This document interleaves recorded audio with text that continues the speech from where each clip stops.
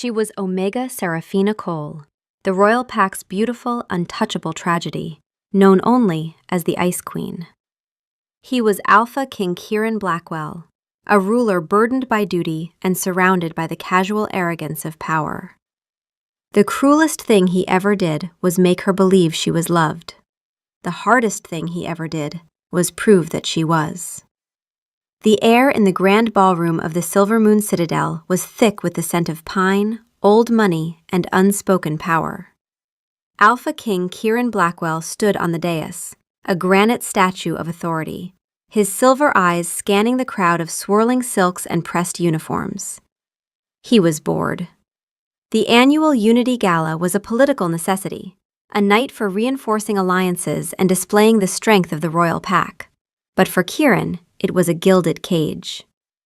Every she-wolf of notable bloodline preened and postured, their scents blooming with cloying sweetness, each one a potential mate, a future queen. His wolf, a restless beast of shadow and storm, paced within him, unimpressed.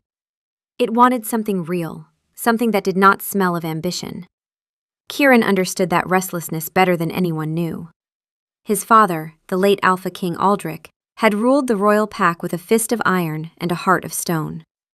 He had chosen Kieran's mother not out of love, but out of strategy, a mating contract signed in ink and sealed with a handshake, never a kiss. Kieran had grown up watching his mother wither in the cold shadow of that transactional bond, her warmth slowly leached away by a man who saw her as a political asset rather than a partner. On the night she died, Aldrich had attended a council meeting. He had not even been in the room. Kieran had held her hand as the light left her eyes, and he had sworn two things to himself. First, that he would never become his father. And second, that love was either everything or it was nothing. The irony of what he was about to do would haunt him for the rest of his life. His gaze snagged on a figure near the frosted glass doors leading to the winter garden. Omega Seraphina Cole. She was not dancing, not speaking, not even pretending to enjoy the festivities. Dressed in a simple gown the color of a winter sky, she was a pocket of stillness in the vibrant chaos. Her silver blonde hair was pulled back in a severe knot, emphasizing the sharp, elegant lines of her face. She was beautiful in a way that made something ache behind his ribs, like staring at a star you knew you could never reach. Everyone knew her story. The lone survivor of a rogue attack that had claimed her entire family years ago. She had been found, a child of 10, curled beside her parents' still forms, refusing to cry, refusing to speak. She had never been the same. The pack whispered she was wolfless, her trauma having killed the beast within her before it could ever emerge. They called her the Ice Queen. But as Kieran watched her, his wolf did something strange. It stopped pacing. It went utterly still, its ears pricked forward, a low whine building in the back of his mind. There was something in her scent, buried deep beneath the cold stone and winter air, something faint and flickering, like an ember trapped under ash. His wolf strained toward it, recognition without a name, a pull that made no logical sense. She was supposedly wolfless. There should have been nothing for his wolf to recognize. And yet... Staring again, Your Majesty? Cassian, his beta and oldest friend, drawled beside him, a smirk playing on his lips. His scent was sharp, like ozone and confidence. Kieran's jaw tightened. I'm observing my pack. You're observing one particular Omega who looks like she'd rather be anywhere else, Ronan, his third, chimed in, his own scent a mix of dry earth and mischief. The Ice Queen. A lost cause, that one. Colder than the Northern Territories. No one is a lost cause, Kieran said, his tone clipped. It was an Alpha King's duty to care for all his pack, even the broken ones. Yet something about Seraphina was more than duty. It was that strange magnetic pull his wolf felt, that low thrum of recognition that defied reason. She was an Omega, possibly wolfless. He was the Alpha King, whose mate needed to be strong, a true Luna to lead beside him. His wolf disagreed. It cared about that faint ember buried in her scent, and it wanted to coax it into flame. Cassian laughed, a low, rumbling sound. Always the noble king, but I've seen the way you watch her. You're intrigued. You, who are bored by every eligible alpha-born female in the kingdom, are fascinated by the one woman who wouldn't give you the time of day. It's a challenge, Ronan added, his eyes gleaming. And our king has never backed down from a challenge. The seed of an idea, reckless and arrogant, took root in the fertile ground of their banter. Kieran felt a familiar spark of competitive fire, a welcome distraction from the crushing weight of his crown. His father's voice echoed in his memory, cold and practical. Sentiment is weakness, Kieran. A king does not feel, he conquers. For a fleeting, terrible moment, Kieran wanted to prove his dead father right. He wanted to prove that he could play the game, that his heart was as untouchable as his crown. It was the worst impulse of his life, and he gave in to it. She is a member of my pack who is clearly in pain. Her distance is a shield. Or maybe she's just cold, Cassian countered, leaning closer. I bet you can't do it. I bet even the great Alpha King Kieran Blackwell can't melt the Ice Queen. Kieran's eyes narrowed, a glint of gold flashing in their silver depths. And what, precisely, would I be doing? Ronan rubbed his hands together. Make her fall for you. Not just a polite smile, a real thaw, a first laugh, a first willing touch. Hell, the first time she says she loves you. We'll even make it interesting. A purse of 500 gold for the first genuine smile. 1,000 for the first time she initiates physical contact. And the grand prize, 5,000 gold if you can get her to confess her love for you. All before the spring equinox. It was foolish. It was beneath him. It was cruel to her, but the arrogance of his youth, the part that was still trying to prove he was not his father while using his father's playbook, roared to life. He looked back at Serafina. She stood alone, a solitary moon in a sky full of glittering, disposable stars. You're on, Kieran said, his voice a low growl. Prepare your gold, my friends. The Ice Queen will melt for her king. His wolf snarled in the back of his mind, a sharp, protesting sound he chose to ignore. This was a game. A simple, harmless game. He would win, as he always did, and then move on. He had no idea that in accepting the bet, he had just sealed his own fate. Serafina felt his eyes on her long before he approached. It was a physical sensation, a pressure against the back of her neck, a prickling warmth that disturbed the careful chill she cultivated around herself. She did not need to turn to know it was the Alpha King. His presence was like a change in barometric pressure, a dominant force that bent the very air around him. She hated it. Power like his was a storm, and she had learned long ago that storms only ever destroyed what she loved. She worked in the royal archives, a sanctuary of dust and silence, where the dead past was far more comforting than the living present.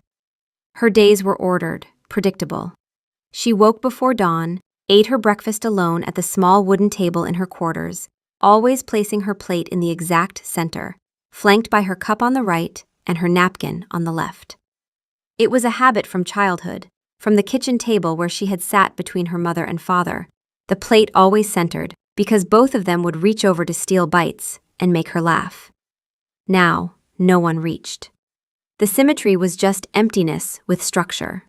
She cataloged histories, repaired ancient scrolls, and breathed in the scent of aging paper and ink. Sometimes, in the quiet hours of late afternoon, when the light came through the arched windows just right, she would hum. It was always the same melody, a lullaby her mother used to sing, something about the moon cradling wolf pups in silver light.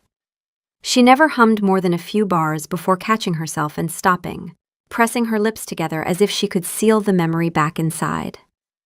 It was a small life, a quiet one, but it was hers. These mandatory galas were an intrusion, a noisy, scented assault on the peace she fought so hard to maintain. Omega Cole. His voice was a deep baritone, smoother than she expected, like river stones worn by a current. She turned slowly, schooling her features into a mask of polite neutrality. Up close, he was even more imposing. Taller than any other wolf she knew, with broad shoulders that strained the fabric of his formal black uniform. His hair was the color of midnight, and his eyes, those startling silver eyes, seemed to see right through the walls she had spent a decade building. Her heart gave a painful lurch, and deep in her chest, so faint she almost missed it, something stirred. A warmth, barely there, like a candle flame seen through fog. She dismissed it as anxiety. "Your Majesty," she murmured, her voice carefully devoid of emotion. She executed a perfect, shallow curtsy, a gesture of respect required by protocol, nothing more.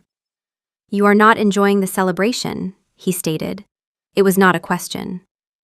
"I am fulfilling my duty to attend, Alpha King," she replied, her gaze fixed on the medals adorning his chest. Looking into his eyes felt dangerous. A faint smile touched his lips. Duty can be a heavy burden. He paused, his gaze sweeping over the crowd, then returning to her. "I've been told the palace gardens are beautiful under the winter moon. Perhaps a brief escape from this duty would be welcome?" Her internal alarms screamed. Alphas, especially the Alpha King, did not seek out the company of quiet, broken Omegas. They sought power, prestige, strong mates with impressive bloodlines. She was none of those things. "Thank you for the offer, Your Majesty, but I am content here." "Are you?" he asked, his voice softer now. "Your scent. It speaks of loneliness, Serafina." Her breath caught. He used her given name, and he spoke of her scent, the one thing she could not control. Most wolves' scents were a vibrant expression of their emotions. Hers was faint, smelling of cool stone, winter air, and the barest hint of something sad and forgotten, like faded lavender. For him to not only notice it, but to name the core of it, felt like a violation. "My scent is my own business, Your Majesty," she said, her voice turning sharp and brittle, the first crack in her icy facade. He did not flinch. Instead, he took a half-step closer. "Forgive me, that was presumptuous." He held out his arm. "Allow me to rephrase. I find myself in need of a brief respite from the noise. Would you do your king the honor of accompanying him for a walk in the garden?" As two members of the same pack seeking a moment of peace. The request was framed perfectly, a command disguised as a plea, an appeal to pack unity she could not refuse without causing a scene. With a tiny, frustrated sigh, she placed her fingertips on his offered arm. The fabric of his uniform was coarse, but beneath it she could feel the radiating heat of him, a furnace of life that was both terrifying and strangely compelling. As she touched him, that faint warmth in her chest flared again, just for a moment, like a spark landing on dry kindling before guttering out. Her hand almost jerked back, but she steadied herself. It was nothing. It was nerves. As he led her toward the glass doors, she felt the weight of 100 pairs of eyes on her back. The Ice Queen and the Alpha King.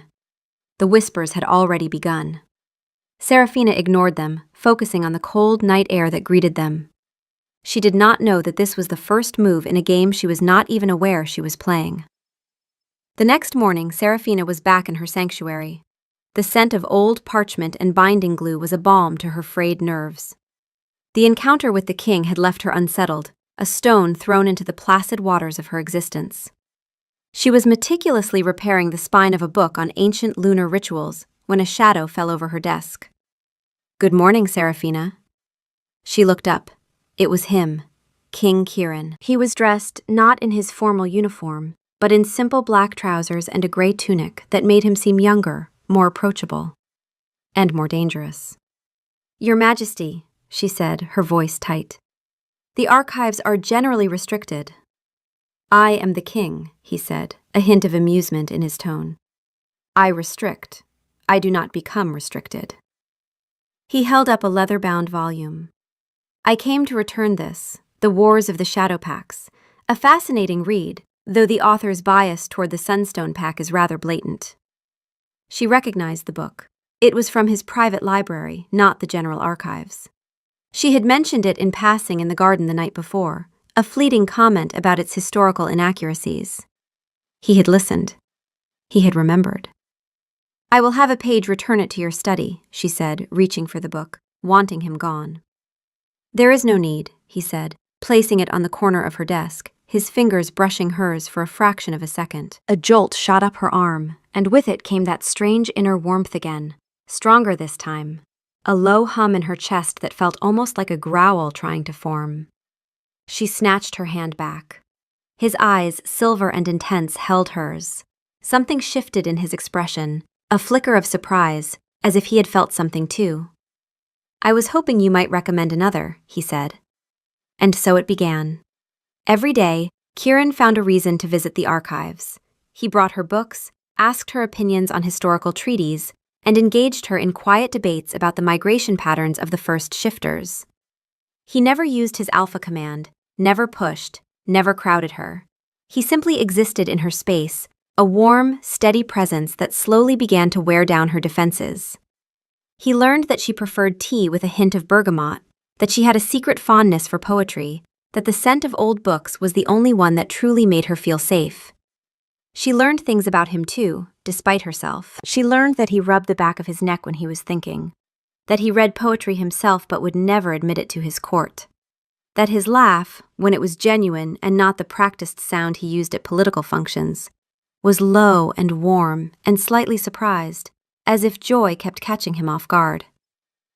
One afternoon, a week into his campaign, he found her staring at a high, arched window at the falling snow. "A beautiful sight," he said softly, coming to stand beside her. "It's cold," she replied automatically, "and it buries everything." "It also makes everything clean and new," he countered. He was holding 2 steaming mugs. He offered one to her. The scent of bergamot and honey wafted up. She hesitated, then took it, her fingers wrapping around the warm ceramic. "You remembered," she whispered, more to herself than to him. "I remember everything you say," he said, his voice a low murmur. They stood in silence for a long time, watching the snow blanket the world in white. For the first time in a decade, Serafina felt a sense of companionship, of shared peace. A small, tentative smile touched her lips, fragile as a crocus pushing through frozen earth. And as she smiled, something in her chest shifted. Not the sharp jolt she had felt before, but a slow, spreading warmth. Deep within her, in a place she had long believed was dead and empty, something turned over in its sleep. Kieran's breath hitched. The smile. It transformed her face, chasing away the shadows and revealing a glimpse of the woman beneath the ice. His heart hammered against his ribs, and in that moment, a horrifying thought struck him. He was not happy because he had scored the first point in his bet. He was happy because she was smiling. The 500 gold coins Cassian now owed him meant nothing. The victory felt hollow, tainted, like biting into a perfect fruit and finding it rotten at the core. His wolf surged forward with a fierce, possessive tenderness. It did not want to win a bet. It wanted to make her smile again, and every day for the rest of their lives. The weeks that followed saw a slow, cautious thaw. Kieran's daily visits became the anchor of Serafina's days, though she would never have admitted it. He brought her a rare, pressed moon-petal flower he had found on a trip to the southern border, knowing she was cataloging books on lunar botany. He had searched for it himself, spending hours in the frost-bitten meadows beyond the border garrison, his fingers numb and his wolf whining with impatience, because she had mentioned in passing that she had only ever seen a moon petal in illustrations. When he placed it on her desk, dried and perfect between 2 sheets of wax paper, her eyes went wide with genuine wonder, and she touched the translucent petals with a reverence that made his throat tight. He told her a story about his first shift. A clumsy, chaotic affair that ended with him stuck halfway up a tree with his hind legs dangling, howling in a voice that cracked between human and wolf, while his mother laughed so hard she had to sit down in the mud. He had never told anyone that story. It was the last truly happy memory he had of his mother. He gave it to Serafina like an offering, and to his astonishment, she laughed. It was not a loud laugh, but a soft, breathy sound, like wind chimes caught in a gentle breeze. As she laughed, her hand came up to cover her mouth, and her eyes, for just a moment, glowed. Not the silver blue of before, but a flash of deeper sapphire, there and gone so fast he might have imagined it. His wolf did not imagine it. His wolf howled. Cassian and Ronan had clapped him on the back later that evening, congratulating him on securing the next milestone. Kieran had just nodded, a sick feeling churning in his stomach. The bet felt like a dirty secret, a rotting thing hidden beneath the floorboards of something beautiful. He found himself changing. The boredom and arrogance that had plagued him were replaced by anticipation. He looked forward to their quiet moments in the archives, to the way she argued with him about historical interpretation with a fire that belied her cold exterior. He started to see the world through her eyes, noticing the small, quiet beauties she cherished. His wolf, which had been so restless for years, was now calm, content to simply be near her. It recognized her, he realized with a jolt that nearly buckled his knees. Mate, it whispered in his soul, a word so profound it shook him to his core. She was his mate, the broken, supposedly wolfless Omega. The palace healer, old Miriam, had once told him something during a late-night conversation about the mysteries of the mate bond. "The bond doesn't care about rank or power, Your Majesty," she had said. "It cares about souls. And sometimes, a wolf can recognize its mate, even when the other's wolf is buried so deep it's barely a whisper. The bond reaches past the silence." Serafina was his mate. Her wolf was not dead. It was buried, trapped under layers of grief and trauma, and his wolf had sensed it all along. The bet was no longer a game. It was a sacrilege. He went to Cassian and Ronan that very night. "The bet is off," he told them. "It's over." Cassian raised an eyebrow. "You can't just quit, Kieran. You're winning." "I said it's over." Ronan leaned forward, something sly in his expression. "We made a pact, brother. Wolf's honor. You can't unwind a wolf's honor bet without all three parties agreeing. And I don't agree. I've got gold riding on this. Besides, what are you going to tell her? That you started courting her because of a wager? That'll go over beautifully." The trap closed around him. They were right about the pact, and they were right about the confession. If he told Serafina now, while the bet was still technically active, it would look like he was only confessing to end the wager. She would never believe his feelings were real. He decided to wait. He would prove his devotion was real first, build something so strong that when the truth came out, it could withstand the blow. It was a coward's plan, and he knew it. He was becoming his father, making calculated decisions about love. And the self-loathing that followed was a poison he carried silently. The night of the winter solstice, the longest night of the year, Kieran found Serafina in the garden where their strange courtship had begun. A fresh layer of snow covered the ground, muffling all sound. She was wrapped in a simple wool cloak, her face tilted up to the star-dusted sky. "They say the veil between worlds is thinnest tonight," she said, her voice soft as falling snow. She did not seem surprised to see him. "What do you hope to see?" he asked, moving to stand beside her. "Nothing," she confessed. "I just like the quiet. It feels like the world is holding its breath." She paused, then spoke again, her voice smaller. "My mother used to bring me out on the solstice.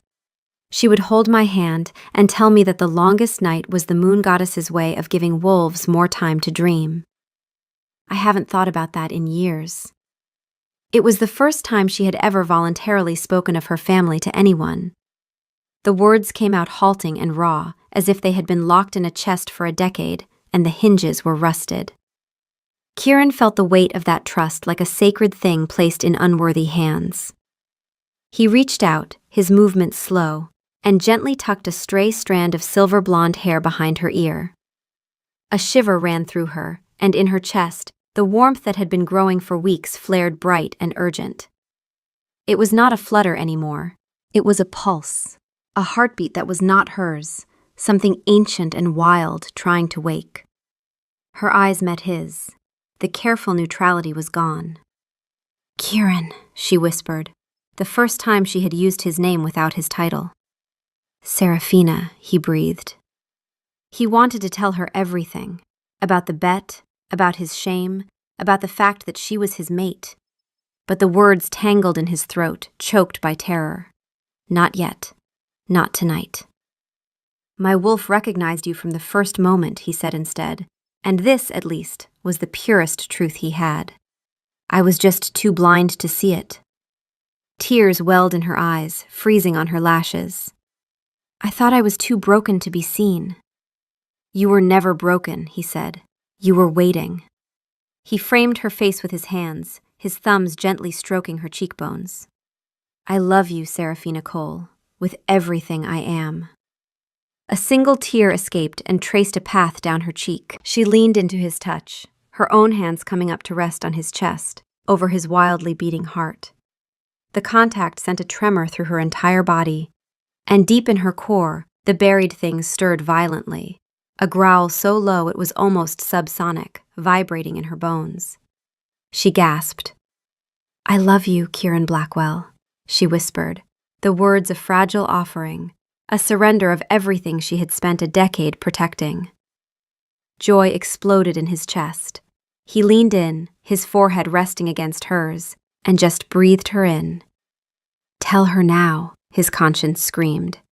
But he was a coward, and the moment was too perfect, and he could not bear to shatter it. Tomorrow. He would tell her tomorrow. Serafina felt like she was floating.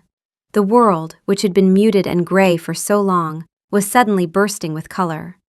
She walked back toward the servants' wing, a real, genuine smile on her face.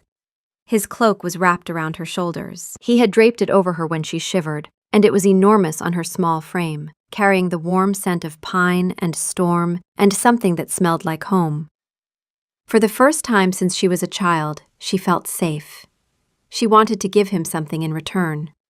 In her quarters, she had been working on something in secret, a small leather journal in which she had been pressing flowers from every walk they had taken together, annotated with the dates and the things he had said that made her feel alive again. She would leave it on his desk as a surprise. She changed direction, clutching the journal to her chest, her heart hammering with a giddy nervousness she barely recognized in herself. She moved through the corridors of the royal wing, her footsteps light, her scent carrying a note of warmth for the first time in years, living lavender instead of its faded ghost. She was nearly at his study when she heard voices through the partially open door, low, celebratory. Cassian and Ronan. She paused, not wanting to be seen with the journal. She would wait until they left. And then the words reached her, clear as a blade. I have to admit, I didn't think he could do it, Ronan was saying, his voice full of grudging admiration. 5,000 gold, Cassian. Pay up. The grand prize? Already? Cassian sounded impressed. Just now, in the garden. I followed them, couldn't resist, and I heard it with my own ears. I love you, Kieran Blackwell. Ronan mimicked her voice, high-pitched and breathy, and then laughed. The Ice Queen has officially melted. Our king gets the girl, and we get a lighter purse. A beat of silence, and then Cassian chuckled. Did you see his face when she smiled that first time, over that stupid tea? He spent an hour with the cook getting the blend right. I almost felt bad taking the 500 gold from him. Almost. 1,000 for the hand-holding by the fireplace was my favorite, Ronan added. But the moon petal, that was the masterstroke. Did you know she told him her favorite flower during one of their little archive sessions? The man rode 3 hours to the southern border and back, just to find a pressed flower that would score him another point. Textbook manipulation. Our king is a better player than any of us gave him credit for. The journal slipped from Serafina's fingers. It hit the stone floor with a soft sound that nobody heard. Inside her chest, the warmth that had been building, the nascent wolf that had been slowly waking for weeks, went silent. Not dormant, not sleeping. Silent. The way a living thing goes silent when it is struck so hard it forgets how to breathe. Every memory replayed in sharp, specific fragments, each one a knife. The tea. I remember everything you say. He remembered because she was a target. The bergamot and honey. An hour with the cook. 500 gold for the smile it purchased. The moon petal. 3 hours of riding, not devotion, but investment. She had touched those petals with reverence, had felt seen for the first time in a decade. And the whole time it was a calculated play, her wonder reduced to a line item in a ledger. His first shift. The story about being stuck in the tree, his mother's laughter. She had given him the story of her mother and the solstice in return, had cracked open the most guarded chamber of her heart because she believed they were trading vulnerabilities. But he had been trading currency, and she had been spending everything she had. To think, all this for a bit of sport, Cassian was saying now. Well, the Alpha King has proven his point. No woman is immune to the great Kieran Blackwell. Now he can get back to the serious business of choosing a proper, highborn mate. This little Omega was a fun distraction, nothing more. Seraphina's hand went to her stomach. Her body folded forward as if she had been punched. She caught herself on the stone wall, her palm flat against the cold surface, and pressed her other hand over her mouth to keep the sound inside. Her knees wanted to buckle, but she locked them. She tasted bile at the back of her throat. Her vision blurred, not with tears but with a white, blinding nothing that ate the world from the edges in. The warmth in her chest was gone. In its place was a cold so profound it felt like the night her parents died, like being 10 years old and curled on frozen ground, refusing to cry because crying meant accepting that the people who loved you could be taken away. She had let herself forget that lesson. She had let herself believe. And the world had taken it away again, only this time it was worse, because the person who destroyed her had held her face in his hands and called her precious while doing it. She straightened. Her hand fell from the wall. She picked up the journal from the floor, her movements mechanical, precise. She tucked it under her arm. She turned and she walked away. She did not run. She did not make a sound. Her back was straight. Her chin was level. When she reached her quarters, she closed the door and stood in the center of the small room. She opened a drawer, placed the journal inside, and closed it. Then she looked at the cloak. His cloak, still draped over her shoulders, still carrying his scent. She stood there for a long moment. Then, slowly, deliberately, she reached up and unfastened it. She held it in her hands. It was heavy and warm, and it smelled like him. She brought it to her face, just once, just for a breath, and then she folded it. She folded it with the precise, mechanical care she used when handling the most fragile documents in the archives, corner to corner, edge to edge, until it was a perfect rectangle. She placed it in the center of her bed. A message. A returned costume from a play that was over. She sat on the floor beside the bed, her back against the wall, and wrapped her arms around her knees. She did not cry. The pain was too vast for crying. The walls she had so cautiously begun to dismantle rebuilt themselves in the silence of that room, not made of ice this time, but of cold, unbreakable steel. Kieran found Cassian and Ronan in his study. A celebratory bottle of aged brandy was open on the table, and a heavy purse of gold coins sat beside it.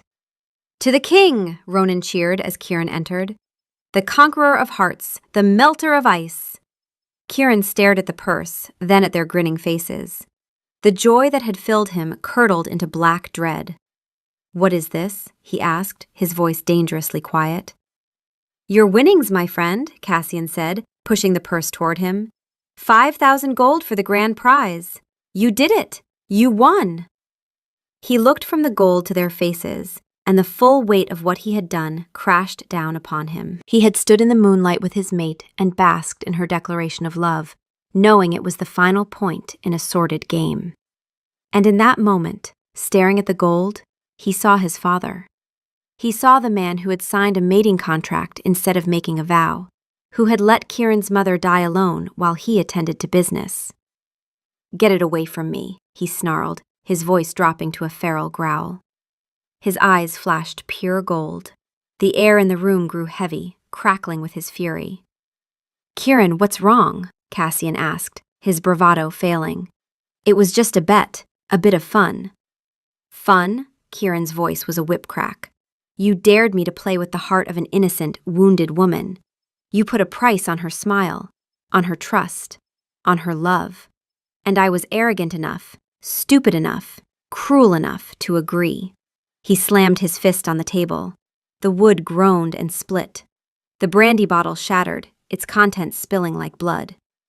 "She is my mate," he roared, the words torn from his soul. Cassian and Ronan stared, their faces pale. "Your mate?" Ronan stammered.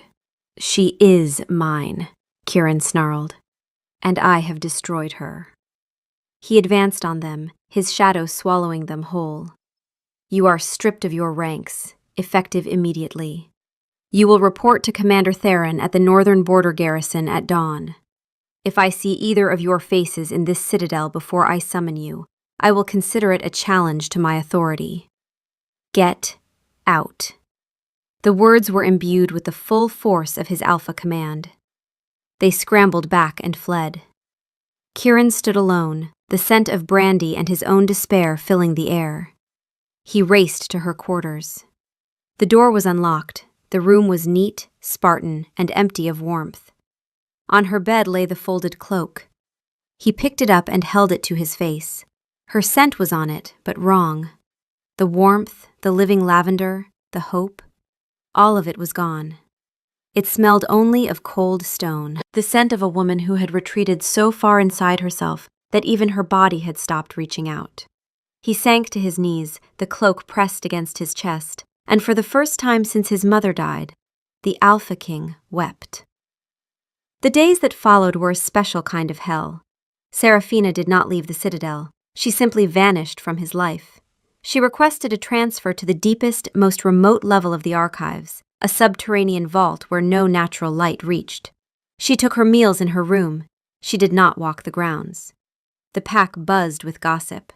The story of the bet leaked within a week. Cassian and Ronan, banished to the frozen border, had been loose-lipped in their disgrace. The pack was divided. Some condemned the king's cruelty. Others dismissed the Omega's feelings as unimportant. The whispers followed Kieran everywhere. His first attempt to see her was met with a closed door. "Seraphina, please, let me explain." No answer. He could feel her presence on the other side, her scent now just cold stone. She was there, she was just refusing to exist for him. His alpha instinct screamed at him to break down the door, to command her to face him. But he had used his power to break her. He would not use it again. So he began to wait. Every morning, before the sun rose, he stood outside her door for an hour. Every evening, the same. He never knocked again. The guards grew accustomed to the sight. He stopped attending to himself. His hair grew unkempt, his jaw shadowed. He ate when reminded, slept in fractured hours. At a public gathering to address a territorial dispute, a lesser alpha named Draven openly challenged his judgment. "Perhaps our king is too preoccupied with his Omega troubles to lead," Draven said, loud enough for the hall to hear. Kieran looked at him. In the old days, he would have crushed the challenge with a single display of dominance. Now he just looked tired. He handled the dispute with quiet competence and walked away. He did not punish Draven. The pack murmured. Their invincible king was diminished, and everyone knew why. After a week of vigils, he began to write. The first letter was a mess of apologies, desperate and rambling. He slid it under her door. Nothing. The next day, he did not apologize. He remembered. "The first time you smiled, it was snowing. I had brought you tea. I did spend an hour with the cook that morning, but not because of a bet. Because the night before, you had wrapped your hands around a cold mug of plain tea, and I thought, she deserves warmth. She deserves someone to notice what she likes. When you smiled, I felt it in my chest like a crack forming in something I didn't know was frozen. It had nothing to do with gold. It was you, Seraphina. It was always you. Do you remember when you laughed? I told you about falling out of the tree during my first shift. That story is the last memory I have of my mother laughing. She died that winter, and my father did not even hold her hand. I have never told another living soul that story. It was sacred to me, and I gave it to you, not for a wager, but because you were the only person I trusted enough to hold it. The moon petal. Yes, I rode 3 hours. Yes, I searched frozen meadows with numb fingers. But I did not do it because you were a target. I did it because you said you'd only ever seen one in illustrations, and the sadness in your voice made me want to give you every real thing you'd only ever seen in pictures." He wrote about his father, about the cold mating that had killed his mother's spirit, and about his terror of becoming that man. "The bet was proof that I was already him," he wrote. "I treated your heart like a contract to be won. That is my father's sin, and I inherited it. But I am not writing to you as his son. I am writing as the man who stood in a frozen garden and meant every word. The man who loves you did not make that bet. The boy who was afraid of his own heart did." During this time, Kieran did something he told no one about. He had learned from the archives that the Cole family had once had a small estate in the eastern forests. After the rogue attack, the property had been seized by the crown and left to decay. He sent a trusted team to the ruins. They found, buried in the rubble, a smoke-damaged but intact wooden chest. Inside was a hand-bound journal of songs and stories written by Alara Cole, Seraphina's mother, and a small silver pendant in the shape of a crescent moon, engraved on the back with the words, "For my little moon, who will always have light, even in the longest dark." He had the pendant cleaned and the journal restored. He did not sign the package. He did not include a note. He had it left at her door wrapped in plain cloth. No name, no claim, no expectation. This was not about winning her back. This was about giving her something she had lost. Inside her room, surrounded by his letters and the impossible recovery of her mother's journal and childhood pendant, Seraphina waged a war with herself. She had not opened the first few letters, but her resolve cracked. She opened one, then another. She read them, determined to see manipulation in the pretty words. But the details were too specific, too personal. The memory of the tea, the secret of his first shift, his mother's death. Those things felt like wounds, not weapons. And the pendant around her neck, the one she had put on with shaking hands the moment she recognized her mother's handwriting. The pendant she had not taken off since. That was real too. She did not know who had sent it. She was afraid to hope. She wanted to hate him. It would be so much easier. Hate was ice, and ice was safe. But as she read his daily offerings, a different emotion surfaced. Not forgiveness, but a terrible, aching sorrow that recognized its own reflection in his words. He sounded as broken as she felt. The man who wrote these letters was not the man who had made the bet. This was a man disassembling himself on paper and sliding the pieces under her door, one by one, asking her to see the wreckage and decide if anything was worth salvaging. Winter retreated. The spring equinox arrived. Kieran stood outside her door for the last time. He slid the final letter under. "Seraphina, today is the equinox, the day the bet was supposed to end. It ended for me the moment you smiled. I will not stand outside your door again. I cannot force you to see me, and my presence only causes you pain. The council wants me to choose a high-born mate for political alliance. I have refused. I will refuse every time. There will be no other. There was only ever you. I love you. That was never part of the game. It was the only part that was ever true. Forgive the man, if not the king. Kieran." He pressed his palm flat against the door, just for a moment, then he turned and walked away. A king who had lost his kingdom. Inside, Seraphina read the letter with trembling hands. The finality of it, the quiet despair, the revelation that he had refused other mates, broke through the last of her defenses. He was giving up. He was letting her go, respecting her silence even though it was killing him. It was the one thing she could not defend against, because all her walls were built to withstand siege, not surrender. A great shuddering sob escaped her lips, the first sound of grief she had made since that night. The tears she had refused to shed flowed freely. She looked at the door. He was gone. For weeks, his presence on the other side had been a torment and a strange comfort. She had pressed her hand against the door some mornings, matching where she imagined his stood, hating herself for the gesture. Now, only emptiness. and she realized that the silence he left behind was infinitely worse than the pain of his presence. She was not ready to forgive him, but she was not ready to let him disappear either. She scrambled to her feet. She turned the doorknob. The latch clicked. The hallway was empty.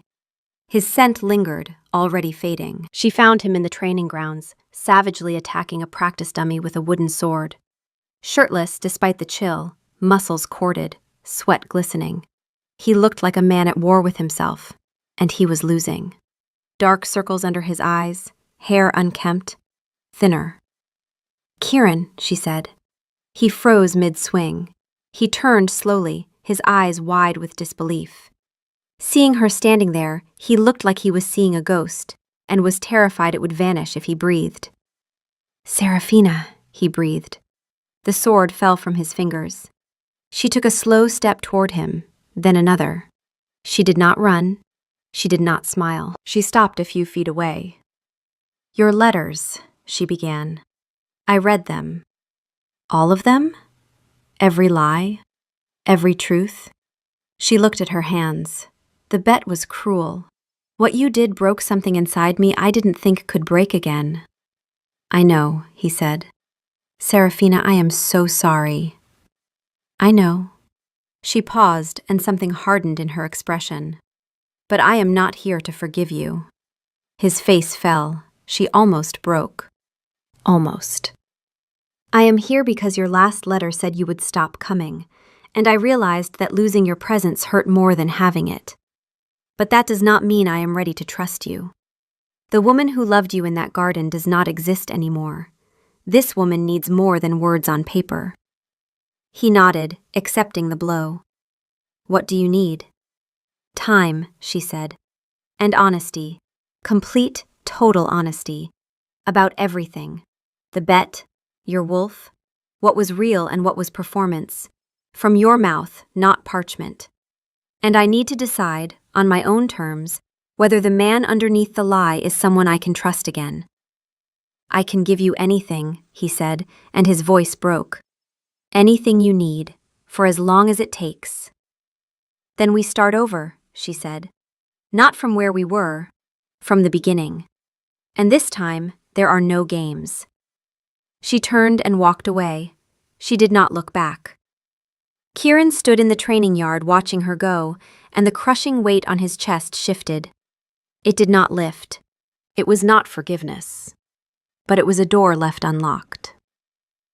The days that followed were the hardest of Kieran's life. She allowed him to visit the archives again, but the ease was gone. She asked questions, direct and unflinching. When the bet was made, the specific terms, whether every visit had been calculated, whether the tea, the books, the moon petal, the story of his mother had all been moves. He answered everything, hiding nothing. Yes, the first visits were calculated. Yes, the tea was initially a tactic. No, the story of his mother was never part of any plan. He told her about his father, about the cold marriage, about his terror of becoming Aldrich. He told her about trying to cancel the bet and being trapped by Wolf's honor. He told her about the moment his wolf whispered mate. He told her about the gold purse and seeing his father's face staring back at him. She listened. She did not soften. But she did not freeze him out. They built something new on the wreckage of the old, slowly and painfully. It was during one of these conversations that she asked about the pendant. "My mother's journal," she said, her hand going to the silver crescent at her throat. "And this. They were left at my door. No note." He was quiet for a moment. "I sent a team to your family's old estate. They found them in the ruins. I had them restored." Her eyes widened. "That was you? But there was no name." "It was not about me," he said. "It was about your mother. You deserve to have her words back, whether you ever spoke to me again or not." Her hand tightened around the pendant. She did not speak for a long time. When she looked at him, her eyes were bright, and for the first time since the betrayal, the steel in her gaze had a crack in it that was not made of pain. Weeks passed. The thaw was glacially slow, but it was real. She let him bring tea again, though she watched him drink first. She let him walk beside her, though she kept distance. She told him things she had never told anyone, not as surrender this time, but as choice. She told him about the plate in the center of the table, about the lullaby she could never finish. And one morning, 2 months after the equinox, she did something unexpected. She brought him tea. She appeared in his study doorway holding 2 mugs, her face neutral, but her hands shaking slightly. "Bergamot and honey," she said. "I asked the cook." Kieran took the mug. He did not make it into a grand moment. He simply drank, and she sat in the chair across from his desk, and they shared a silence that belonged to both of them.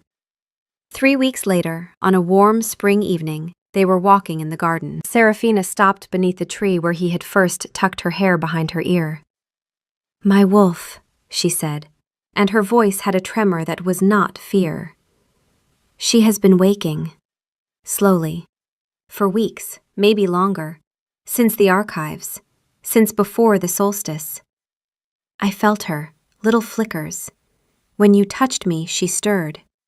When you told me about your mother, she stirred. She was waking because of you, and when I found out about the bet, she went silent. Wounded." She looked at her hands. "She has been coming back. Slowly, carefully, the way I have. And tonight she is loud, Kieran. She is so loud." Her eyes lifted to his, and they were glowing.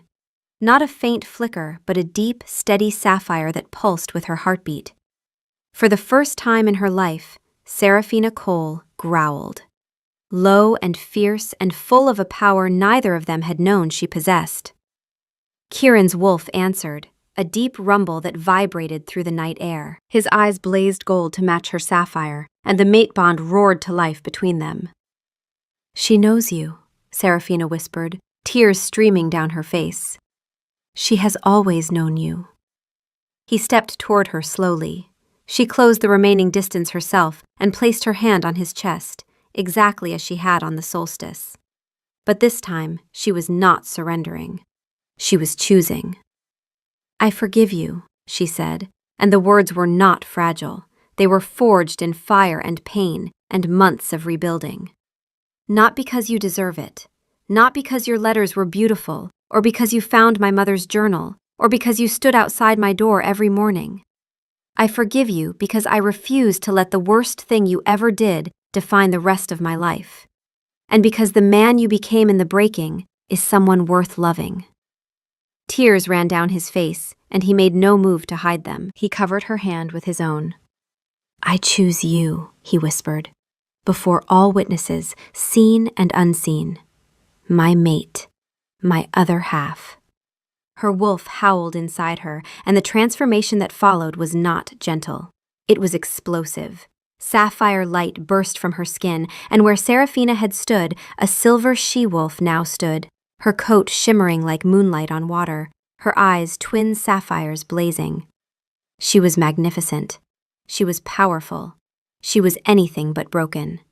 Kieran shifted to meet her. They stood nose to nose, and she bumped her muzzle against his, tender and fierce. They ran that night, streaking through the ancient forest like silver and shadow, a freedom she had never imagined. In the weeks that followed, something shifted in the citadel. The pack had watched the entire saga unfold, the courtship, the betrayal, the vigils, the slow rebuilding. Opinion was divided. Many of the highborn alphas still saw Serafina as unsuitable. The Council of Elders formally opposed her as Luna. "She cannot be your queen," Elder Maeve declared. "The pack needs a strong, alpha-born Luna." Kieran opened his mouth to respond, but it was Serafina who stepped forward.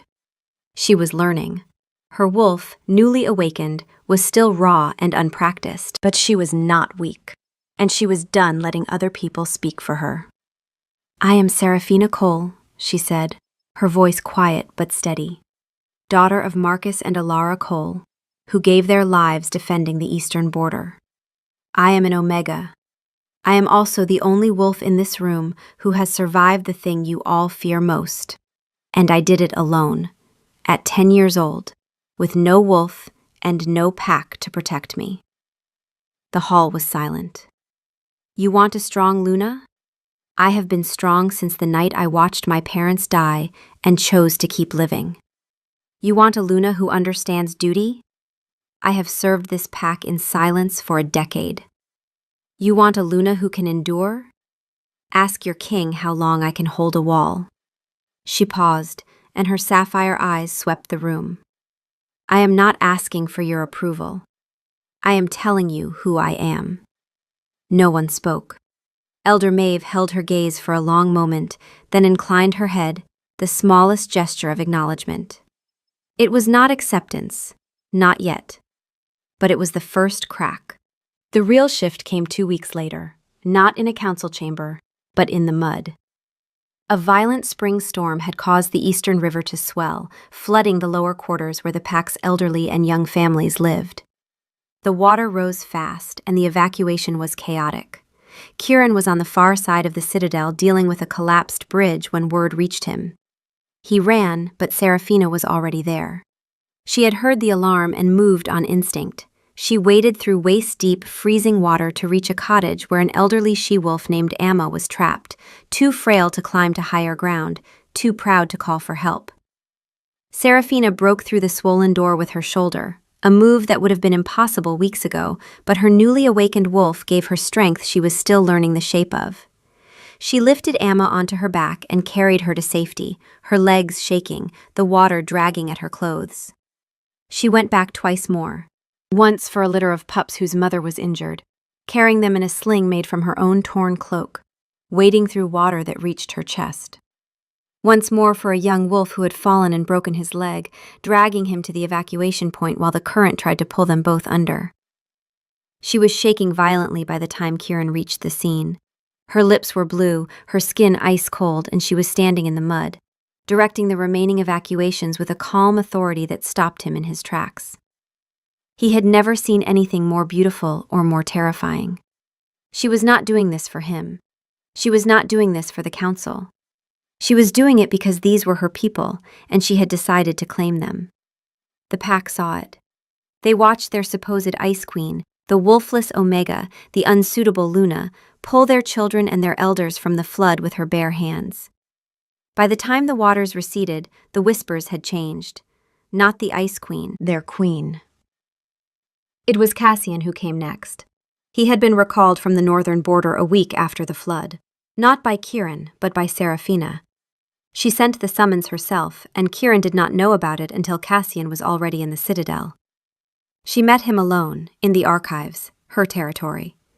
He looked different.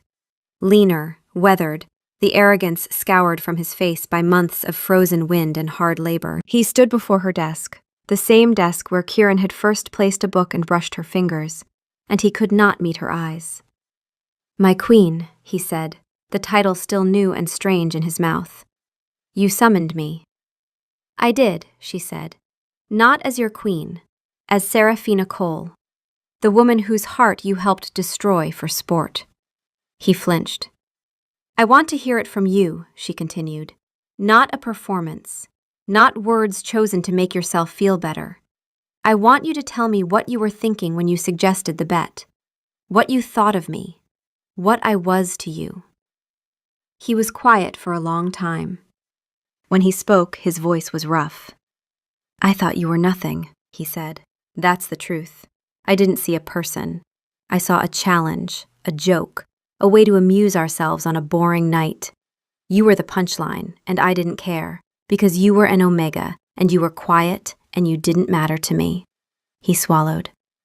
"I was wrong. I was cruel, and I was wrong. I mocked your voice. I put a price on your pain. I watched Kieran falling for you, and instead of telling him to stop, I egged him on, because the game was entertaining. That is who I was. I am not here to ask for forgiveness, because I know what I took from you, and sorry doesn't cover it." The silence stretched. Serafina studied him. "You're right," she said finally. "Sorry doesn't cover it. And I may never forgive you." She paused. "But I am choosing to let you come back. Not because you've earned it. Because this pack needs its beta, and because holding this anger is a weight I no longer want to carry. You will earn back your place through actions, not words. And if you ever treat another person in this pack as a punchline, I will be the one who sends you to the border. And I won't bring you back." Cassian looked at her then, and what he saw in her eyes was not ice. It was steel. "Yes, my queen," he said. It was not redemption, but it was a beginning.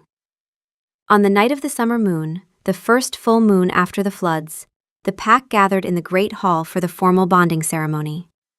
Serafina stood at the entrance of the hall, and for a moment she did not move. She looked down at herself, at the simple white gown she wore, at her mother's crescent moon pendant warm against her skin.